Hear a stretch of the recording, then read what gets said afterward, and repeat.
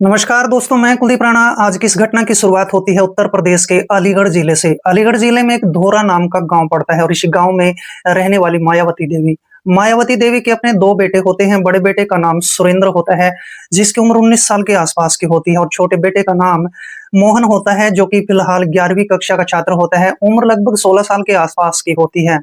मायावती के पास अपनी 4 एकड़ ज़मीन भी होती है और 4 एकड़ ज़मीन से एक साल में इतने पैसे आ जाया करते थे, जिसके कारण इसके घर का गुज़ारा अच्छे तरीके से चल जाया करता था। लेकिन जो बड़ा बेटा होता है सुरेंद्र, उसका रंग बेहद काला होता है। काला होने की वजह से उसकी 2 शादियाँ टूट जाती हैं, 2 रिश्ते टूट जाते हैं, जिसकी वजह से लड़का गलत संगति में पड़ जाता है। वह अपने दोस्तों के साथ बैठकर शराब पीने लगता है। अब जैसे वह शराबी बन जाता है, इसके साथ-साथ वह एक गलत काम और करने लगता है। इस गाँव के अंदर एक विधवा महिला श्वेता भी होती है। श्वेता के घर पर आना-जाना शुरू कर देता है। वह श्वेता के साथ अपना समय व्यतीत करना शुरू कर देता है। आखिरकार एक ऐसा वक़्त आ जाता है जिसमें रात के 9 बजे के आस-पास सुरेंद्र इस विधवा औरत श्वेता के घर पर चला जाता है। श्वेता अब इस सुरेंद्र को कहने लगती है कि मुझे 20,000 रुपयों की सख्त ज़रूरत है। अगर तुम मुझे 20,000 रुपए दोगे, तो तुम्हारा जीवन जो है ऐसे ही चलता रहेगा। सुरेंद्र बेहद खुश था, लेकिन उसके पास देने के लिए पैसे नहीं होते हैं। तभी ये श्वेता विधवा महिला इसको कहने लगती है कि अगर तुम मुझे 20,000 रुपए नहीं दोगे, तो फिर आज के बाद मेरे घर पर मत आना। ये बात इस सुरेंद्र को अच्छी नहीं लगती है और उसी समय रात के 9:30 बजे के आस-पास सुरेंद्र अपने घर पर वापस आ जाता है। अपनी माँ मायावती को कहने लगता है कि माँ, मुझे 20,000 रुपए चाहिए। मायावती उसको मना कर देती है, क्योंकि मायावती इस बात को जानती थी कि मेरा बेटा सुरेंद्र उस विधवा औरत के चंगुल में फँस चुका है और ये 20,000 रुपए भी वो श्वेता विधवा औरत के लिए माँग रहा है। अब इसके बाद सुरेंद्र अपनी माँ से चिढ़ जाता है, अपनी माँ को कहने लगता है कि तुम्हारे पास जो 4 एकड़ ज़मीन है, उसमें आधी ज़मीन मेरी भी है। साथ में ये बातें उसका छोटा भाई मोहन भी सुन रहा होता है। मोहन अपने बड़े भाई सुरेंद्र को कहता है कि देखो, ज़मीन तक मत जाना, क्योंकि ज़मीन हम सभी की है और ज़मीन से ही हमारे परिवार का गुज़र-बसर भी होता है। लेकिन वहाँ पर सुरेंद्र कहने लगता है कि 4 एकड़ ज़मीन में से मेरी 2 एकड़ ज़मीन है। सुबह के समय मैं अपनी 2 एकड़ ज़मीन पर कब्ज़ा करने वाला हूँ। इस बात को लेकर दोनों भाइयों में झगड़ा हो जाता है, जिसके चलते सुरेंद्र अपने भाई मोहन को 2-4 थप्पड़ मार देता है, लेकिन बदले में मोहन भी 1-2 थप्पड़ उसको मार देता है। फिर माँ मायावती बीच बचाव करवा देती है और इस तरह से सुरेंद्र आज की रात अपने घर से बाहर निकल जाता है। अपने चाचा रामवीर पुलिस दरोगा के पास चला जाता है। उसका चाचा पुलिस दरोगा, जो कि नज़दीकी पुलिस स्टेशन के अंदर एक पुलिस हेड कांस्टेबल के पद पर आश्रित होता है। रामवीर एक ऐसा व्यक्ति होता है जो हमेशा अपने भतीजे के पूरे परिवार के बारे में गलत सोचता था। लेकिन जैसे सुरेंद्र अपने चाचा रामवीर को पूरी कहानी बताता है, तो रामवीर अब इस बात का फ़ायदा उठाने के बारे में सोचने लगता है। रामवीर रात के समय में ही अपने भतीजे सुरेंद्र को 20,000 रुपए देता है और कहता है कि तुम अपनी जो ज़मीन है, उसमें से आधा हिस्सा ले लो, और इस तरह से इस लड़के को उकसा देता है। खैर, आखिर इसके बाद ये लड़का सुरेंद्र अपने चाचा रामवीर पुलिस दरोगा से 20,000 रुपए लेने के बाद विधवा औरत श्वेता के घर पर जाता है। उसको 20,000 रुपए देता है और आज की रात उसके घर पर गुजार लेता है। इस तरीके से अगला दिन हो जाता है। सुबह के 8 बजे के आसपास रामवीर पुलिस दरोगा अब मायावती के घर पर आता है। वह देखता है कि मायावती अपने घर में अकेली होती है और इस बात का फ़ायदा ये रामवीर पुलिस दरोगा उठाना चाहता था। क्योंकि रामवीर पुलिस दरोगा होता है, उसकी नीयत मायावती पर पहले से ही खराब होती है। अब मायावती के घर में कोई भी नहीं होता है। उसका छोटा बेटा मोहन अपने स्कूल में पढ़ाई करने चला गया था और उसका बड़ा बेटा सुरेंद्र रात से घर पर ही नहीं लौटा था। इसके बाद ये पुलिस दरोगा रामवीर अपनी भाभी मायावती को कहने लगता है कि जो तुम्हारे पास 4 एकड़ ज़मीन है, उसमें से आधी ज़मीन सुरेंद्र की है और वो कल तुम्हारी ज़मीन पर कब्ज़ा करने वाला है। अब मायावती अपने इस देवर पुलिस दरोगा रामवीर को कहने लगती है कि तुम हमारे घर में आग मत लगाओ।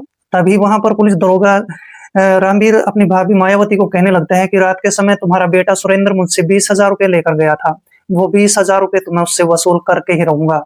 अगर तुम्हें अपनी ज़मीन बचानी है, तो इसके लिए तुम्हें एक काम करना पड़ेगा। रामवीर अब अपनी भाभी मायावती को कहने लगता है कि तुम मेरे साथ जो है समय व्यतीत करना शुरू कर दो, रात गुज़ारना शुरू कर दो। मायावती को ये बात बहुत बुरी लगती है। मायावती देखते ही देखते अपने देवर रामवीर के मुँह पर थप्पड़ मार देती है।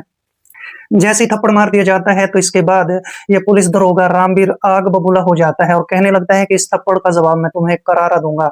और यहाँ पर मायावती देवी नहीं जानती थी कि भविष्य में उसके साथ क्या होने वाला है। आखिरकार आज के समय में तो पुलिस दरोगा रामवीर यहाँ से अपने घर पर चला जाता है और इस तरीके से बात यहाँ से बिगड़ना शुरू हो जाती है। 19 अगस्त 2025 के दिन मायावती देवी अपने खेत में चली जाती है सब्जी तोड़ने के लिए। जैसे वो खेत में जाती है तो वहां पर पहले सब्जी तोड़ती है, लेकिन आज के समय में वो पुलिस दरोगा जिसका नाम रामवीर होता है वो अपने पुलिस स्टेशन में नहीं गया था। रामवीर जैसे अपने घर पर अकेला होता है तो उसका एक दूसरा दोस्त जो कि उसी पुलिस स्टेशन में एक पुलिस दरोगा के पद पर होता है, वो उसके घर पर आ जाता है। उसका नाम कर्नैल सिंह होता है। दोनों दोस्त कहने लगते हैं कि आज हम दोनों ही पुलिस स्टेशन में नहीं जाएंगे, चलो तुम्हारे खेत में जाकर पार्टी करते हैं। और इस तरह से कर्नैल और साथ में रामवीर ये दोनों पुलिस वाले अब रामवीर के खेत में चले जाते हैं। लेकिन रामवीर नहीं जानता था कि आज के समय में मायावती देवी भी अपने खेत में गई हुई है। अब जैसे रामवीर अपने दोस्त कर्नैल को लेकर खेत में पहुंचता है तो रामवीर की नजर अपनी भाभी मायावती देवी पर पड़ जाती है और जैसे ही वो मायावती को खेत में अकेली देखता है तो फिर उसको वो थप्पड़ याद आ जाता है। इसके बाद रामवीर अपने दोस्त कर्नैल को लेकर अपने ट्यूबवेल पर चला जाता है और दोनों दोस्त बैठकर वहां शराब पीना शुरू कर देते हैं। लगभग 1 घंटे का वक्त गुजर जाता है। जब दोनों को गहरा नशा हो जाता है तो इसके बाद रामवीर अपने दोस्त कर्नैल को कहने लगता है कि मेरी भाभी आज खेत में अकेली आई हुई है, उसने कई दिनों पहले मुझे थप्पड़ मारा था और आज उसका बदला मैं जरूर लेने वाला हूँ। इसके बाद कर्नैल भी तुरंत मान जाता है और ये दोनों ही शराब के नशे में धुत होकर फिर मायावती के पास चले आते हैं। मायावती से रामवीर कहने लगता है कि जो उस दिन तुमने थप्पड़ मारा था आज उसका बदला मैं लेने वाला हूँ। लेकिन मायावती उसको कहने लगती है कि अगर तुमने मुझे छूने की भी कोशिश की तो फिर इसका अंजाम बुरा होगा। लेकिन रामवीर अंजाम की परवाह न करते हुए इस महिला मायावती के कपड़े फाड़ना शुरू कर देता है, उसको घसीटना शुरू कर देता है और इसके बाद तो कर्नैल की भी हद बढ़ जाती है। कर्नैल और रामवीर दोनों ही इस महिला को अपने ट्यूबवेल पर लेकर आते हैं। दुर्भाग्यवश आज इस मायावती की किस्मत खराब होती है कि खेत में वहां पर कोई भी दूसरा किसान नहीं होता है और इसके बाद कर्नैल और साथ में रामवीर दोनों ही इस महिला के साथ गलत रिश्ते कायम करते हैं। दोनों ही हद पार कर जाते हैं और लगभग 1 घंटे का वक्त गुजर जाता है। इसके बाद इस महिला मायावती देवी को छोड़ दिया जाता है और ये दोनों दोस्त फिर इसके बाद अपने घर पर लौट आते हैं। लगभग 1 घंटे का वक्त गुजरने के बाद मायावती अपने घर पर आ जाती है। घर पर कोई नहीं होता है, लेकिन जैसे ही 3 बजे के आसपास का वक्त होता है तो उसका बेटा मोहन घर पर आ जाता है। मोहन देखता है कि उसकी माँ घर के अंदर बैठी हुई अकेली रो रही होती है। मोहन अपनी माँ की जैसे ये हालत देखता है तो पूछने लगता है कि माँ आखिर बात क्या है। पहले तो इसकी माँ इसको कुछ नहीं बताती है, लेकिन जैसे ही मोहन अपनी माँ पर दबाव बनाता है तो इसकी माँ और भी ज्यादा रोना शुरू कर देती है और फिर रोते रोते अपनी पूरी कहानी अपने बेटे मोहन के सामने बता देती है। मोहन गुस्से में पागल हो जाता है, आग बबूला हो जाता है। जैसे ही वह घर में पड़ी हुई तलवार को उठा लेता है तो उसकी माँ उसको रोक लेती है। वो कहने लगती है कि तुम्हें ये सब नहीं करना है, हम नजदीकी पुलिस स्टेशन में चले जाएंगे। लेकिन मोहन यहाँ पर रुकने वाला नहीं होता है। खैर आज तो मोहन अपनी माँ की इस बात को मान लेता है, लेकिन उसके दिल के अंदर बदले की आग भड़क रही होती है। लगभग 2 दिन का वक्त गुजर जाता है और एक तारीख आ जाती है जिसमें 21 अगस्त 2025 का दिन आ जाता है। सुबह के 8 बजे के आसपास का वक्त होता है। मोहन अपने स्कूल के लिए घर से बाहर निकलता है। जैसे मोहन अपने रामवीर चाचा की बैठक के सामने से गुजर रहा होता है तो मोहन की नजर उसके चाचा रामवीर पर पड़ जाती है। आज के समय में भी रामवीर अपने उसी दोस्त कर्नैल के साथ बैठकर बैठक के अंदर शराब पी रहा होता है। दोनों को गहरा नशा हो चुका होता है। अब रामवीर और कर्नैल को देखकर मोहन का जो गुस्सा होता है वो और भी ज्यादा बढ़ चुका होता है। मोहन सोचने लगता है कि ये दोनों आज नशे में भी है और इसी बात का मुझे फायदा उठाना चाहिए। और इसके बाद मोहन तुरंत अपने घर पर वापस आता है। वह देखता है कि उसकी माँ बाथरूम के अंदर स्नान कर रही होती है और उसका जो बड़ा भाई सुरेंद्र होता है वो बाहर गया हुआ था। मोहन घर के अंदर से एक धारदार तलवार उठाता है और अपने घर से बाहर निकल जाता है। मौका देखते ही मोहन अब उन दोनों के पास चला जाता है और इसके बाद रामवीर को कुछ भी नहीं बताया जाता, कुछ भी नहीं बोला जाता और देखते ही देखते मोहन अपने चाचा रामवीर की गर्दन पर 2 बार तलवार से वार कर देता है और जैसे वार किए जाते हैं तो उसकी गर्दन पर गहरा घाव भी हो जाता है।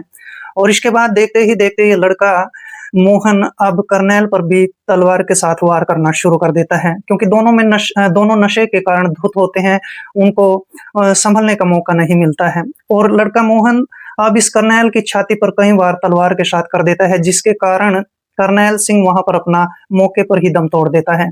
अब लड़का मोहन देखता है कि करनैल वहां पर मर चुका होता है।